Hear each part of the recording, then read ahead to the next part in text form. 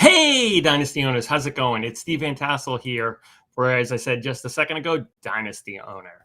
And we are in week 13, the NFL season, week 13 of the Dynasty owner season. And it's time to preview the matchups and the games and the players you should be starting and you should have on your bench this week. And what we're going to talk about is we're going to talk about basically like who doesn't love a bye. Because right now, bye weeks are almost over, the regular season bye weeks. But for Dynasty owner, playoff buys are coming into effect. And in case you're new, 6 teams make the Dynasty owner playoffs. The top 2 teams get a first round bye, so they're automatically into the final 4. Same thing happens in the losers brackets. The 7th and 8th ranked team get a bye to battle out for the amnesty provision and the extra first round draft pick in the losers bracket. But we're going to talk about the playoffs, as Jim Moore would say. And we're going to talk about who doesn't love a bye. And so, I personally think NFL players probably love bye weeks because they get a week off. It's time to rest. I mean, it's a hard season. It's 17 games. It's 3 preseason games. It's OTAs. It's training camp. So a week off sounds really nice in the middle of the season. But in terms of fantasy football, I've never understood the point of playoff bye weeks, even regular season bye weeks. I mean, it's not like you need to rest. It's not like you need to think about things. I mean, your players are going to play regardless. I mean, in the Dynasty owner, if you're in the chase of the ring, you still got to accumulate points. So it's really not a bye. It's just a week you're not playing anybody else. But I guess I got used to my home redraft league where 4 teams make the playoffs and there's no buys. And so, now in Dynasty and in a lot of other leagues, 6 teams make the playoffs, which is usually 6 out of 12, which is trending towards being like a kid's participation trophy, or worse, like college football teams making a bowl game with a 6-6 record, or even a 6-7 record. I think Hawaii's making one this year with a 6-7 record, which doesn't seem to me to be bowl worthy, but hey, what do I know? But anyway, so I just find buys in fantasy football a little bit weird. But in Dynasty owner, there's actually some benefits to it. And I'm going to talk. I want to talk about those. I want to talk about those benefits here, and we can get into our presentation here about who doesn't love a bye week. And so, fantasy in Dynasty owner, there's benefits of getting a first round bye. You're guaranteed a top 4 finish, which is always nice. And that top 4 finish wins you at least $5 million Dynasty dollars. And that's in every league. So if you lose your 2 playoff games, regardless of where you finish the season, you get $5 million Dynasty dollars. And if you get a top 4 finish and you're in a cash league, you at least win your entry fee back. The 4th place for the $50 leagues is $50, and for $100 leagues, it's $100. Obviously, if you make the playoffs that far, if you get a first round bye, you want to do better than 4th place. I mean, that's losing your 2 playoff games, but at least you've got that to fall back on. At least you're getting it that much, at least. I mean, if you finish 5th or 6th, or you have to finish 3rd or 4th, and you have to play a first round game, and you lose that game, you only get $2 million Dynasty dollars, and you get no money back in cash league. So there's a lot of benefits to getting a first round buy in a Dynasty owner. And so to help you with that, first, I forgot about this. We're going to talk about our undefeated Dynasty owner teams. These guys don't care about bye weeks. They've already all earned them. Dynasty Trade School, Mad Minshew, our friend Rudy, Detroit's Finest, who's a friend of mine on Twitter, Tyler. He is in 23rd place in the Chase of the Ring and undefeated with the Detroit's Finest team. And then the Hip Hop Opotamus, who's been moving up. They started, I think, in like 91st place when we started looking at undefeated teams, and now they're up to 52nd place in the Chase of the Ring. So they're moving on a good trajectory for them. So good luck for all these teams in staying undefeated. We'll find out next week. Check back. We'll see who has done so. So now we're going to get to the part where we try to help you get that bye, make the playoffs. And so we've got guys who should be in your starting lineups who might usually be on your bench. All these guys are going to be pretty widely owned. But first, we're going to look at our Week 12 recap when we also had widely owned players here.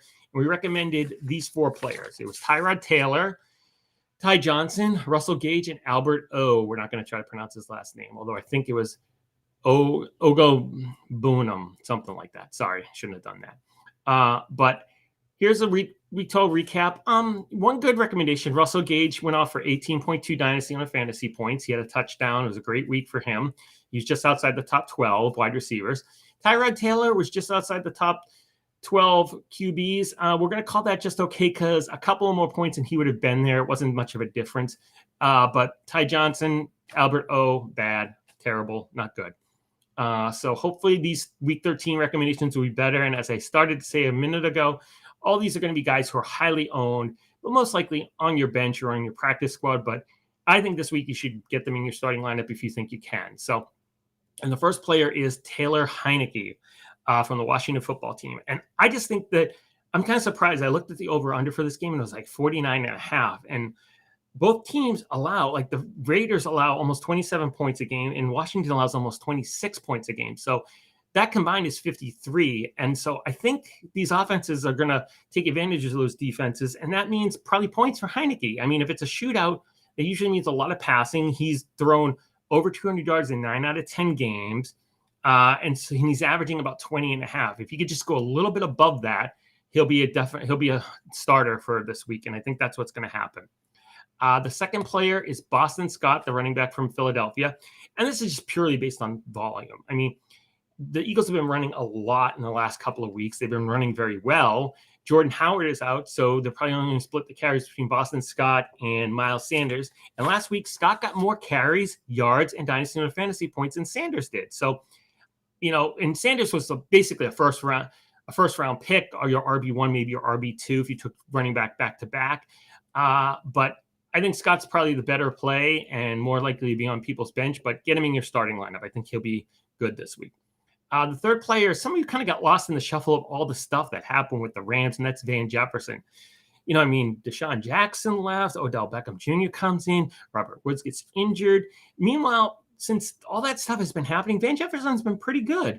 He's averaging 11.4 dynasty on a fantasy points since Deshaun Jackson is out. He had 8.4 points the first week with OBJ in and Robert Woods out. And he had 18.4 points last week. So he needs to improve his reception percentage. I don't know what it's called. I can't think of it right now. He doesn't catch a lot of the passes that are thrown in. He only catches 53%.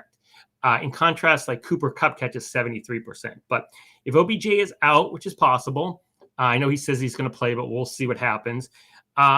I think Jefferson's going to get more than enough targets to actually catch a few of them and actually be worth having in your starting lineup. And the final player is Brevin Jordan, who's from the U and a favorite of mine, but he's also a really good tight end. I don't know why he didn't play the first couple of weeks, but since he's been playing the last 4 weeks, he's scored 29 dynasty on a fantasy points. And while that doesn't sound like a lot, that's actually second on the Texans behind Brandon Cooks over those 4 weeks. And so, the Texans, they're not making the playoffs. They got to figure out who can play for them next year and beyond. And so I think that means they should give Brevin Jordan a lot of play, a lot of time on the field, which should increase his chances of scoring and doing pretty well. I mean, and they're playing Indianapolis, and the last 3 weeks, the opposing tight end has been the leading scorer for the opponent when playing Indianapolis. Last week, it was Rob Gronkowski. 2 weeks ago, it was Dawson Knox, and 3 weeks ago, it was Dan Arnold of the Jacksonville Jaguars. So not just great players, but Jordan is probably better than Arnold and probably not as good as Knox or Gronk, but I think he has a chance to be the top scorer for Houston this week, which should be over 10 points and should be enough to put him in your starting lineup. So good luck with these guys. If you got them, put them in your starting lineup. I think you'll be happy. So now we're going to talk about guys who usually are in your starting lineup, but I think should be on your bench or practice squad this week. And we'll look at how the week 12 guys did. And as you can see, we had Joe Burrow, Leonard Fournette, Cortland Sutton, and Hunter Henry recommended. And we'll try not to focus on the fact that Leonard Fournette was the player of the week. I mean, he had 49.1 dynasty on a fantasy points. He had 4 touchdowns. I was very surprised at that. So that recommendation was terrible. I mean, it says bad here, but terrible. I could put terrible in there. Burrow, he was just okay, kind of like Tyrod Taylor. He was kind of around 12, 13, 14, 15 there. So it wasn't a great recommendation, wasn't a terrible one. But the last two, Cortland Sutton and Hunter Henry, both good. Both had bad games. Both shouldn't have been in your starting lineup. I hope they weren't. And, if you had Gage and Sutton and you chose to play Gage over Sutton, that was helpful, hopefully, to your dynasty owner team. So now we're going to go to week 13. We're going to talk about these guys I think should be on your bench. And the first recommendation is going to be a surprise. but maybe not. It's Josh Allen from the Buffalo Bills. I know he's playing New England, so you probably think I'm biased, which probably is true, but I have some things to back this opinion up, actually. And the fact is that when Allen has played the Patriots in his first matchup of the year, he's not done very well. He's in the past 2 years, he's averaged 9.6 dynasty owner fantasy points per game the first time around against New England. That improves to 35.6 in the second time around, but this is their first game. I know it's week 13, but they haven't played yet this year. So I think that the familiarity is not there yet for Allen this year with the Patriots defense. And the second thing is that the weather is supposed to be terrible in Buffalo. It's Monday night. It's supposed to be cold. Big surprise, it's Buffalo, but very windy. I saw a weather forecast of winds in excess of 30 miles an hour, which sounds like terrible weather to be playing football, watching football, being outside in general. Never mind trying to throw a football. So I think that's going to keep probably scoring down in general in that game and keep Allen down in terms of his Dynasty Owner fantasy points. So he's the number 2 player in Dynasty Owner for the whole year, but I think you should probably put him on your bench. Hopefully you have a good second option and can do that. The next player is Saquon Barkley from the New York Giants. And, this is based on, he's a high draft pick. I mean, this year he was 11.8 is ADP, and last year he was 13.5, I think it is. I mean, but that means you should be starting. He should be your RB1, maybe your RB2 if you got him in like the early second round. But he hasn't played like one.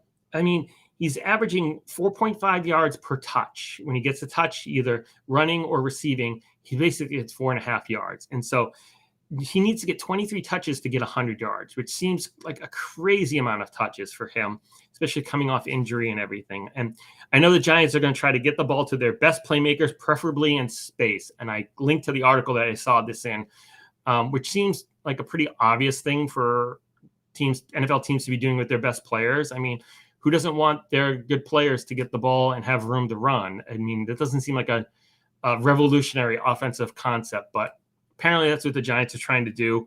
Who knows if they'll do it or not? I don't like the matchup. Mike Glennon's at quarterback. Dolphins have been playing better recently. I know you drafted Barkley high, but don't use him this week. Put him on your bench. The third guy is somebody who some people probably just picked up, and it's Kendrick Bourne from New England. And I know Jay's been hyping him up in his free agent auction targets. I've personally thought he should be taken a while ago. But when I can't take my friend Cortland Sutton, who I've been recommending a couple of weeks, and the Bills wide receivers are quite not starting range except for Stephon Diggs. So I went with Kendrick Bourne, who is surprisingly, to me at least, he's the wide receiver 24 right now on the season. He's finally moved ahead of Jacoby Myers in terms of Dynasty Owner fantasy points for New England. And Dynasty Owners are finally getting him on their team. He's up to 78.7% roster. And so if you picked him up, you're probably like, but I want to start him. But I would say keep him on the bench. Bad weather. Who knows how Mac Jones is going to play in the bad weather on Monday night. He went to Alabama. I don't think he's played a lot in cold weather. Let's temper our expectations for this game personally, even as a Patriots fan. And I think I'd probably set Bourne on my bench if I had him on my Dynasty Owner team. And finally, for tight end, I have TJ Hawkinson. And it's hard. You got to pick a tight end, and he's the tight end 5 for the season. But when they play Minnesota, he's not great. He's averaging 7.7 Dynasty Owner fantasy points in 4 games against the Vikings.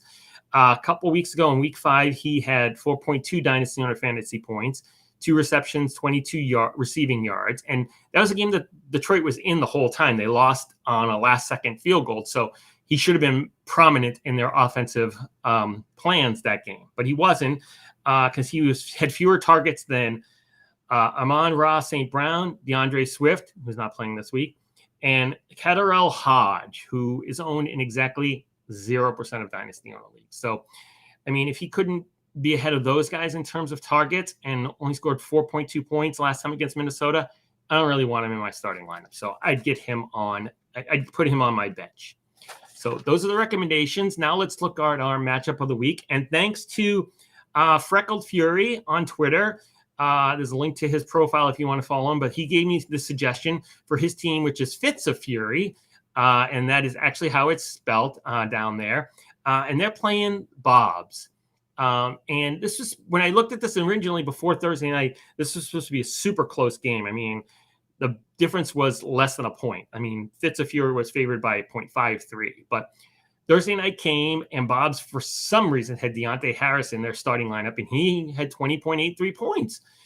Fitz of Fury, they had Greg Zuerlein from the Cowboys kick for them, and they scored 10 points. But now Bob's is favored by over 9 points. So should be interesting. I'm going to be curious to see if it happens if Bob's loses because they don't have a bench tight end. They left Adam Trotman in there. He's on injured reserve. They didn't have another one.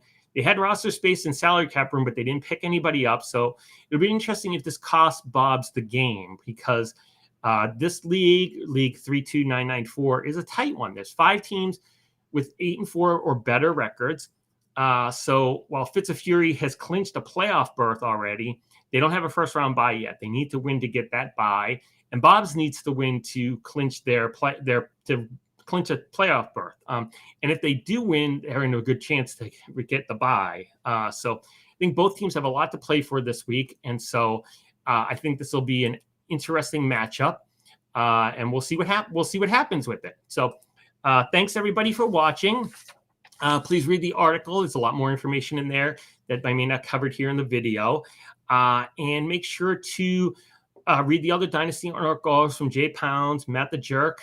Read all those. Watch our videos. Watch the live stream on Wednesday with me, Tim, and Dr. Cousin Justin.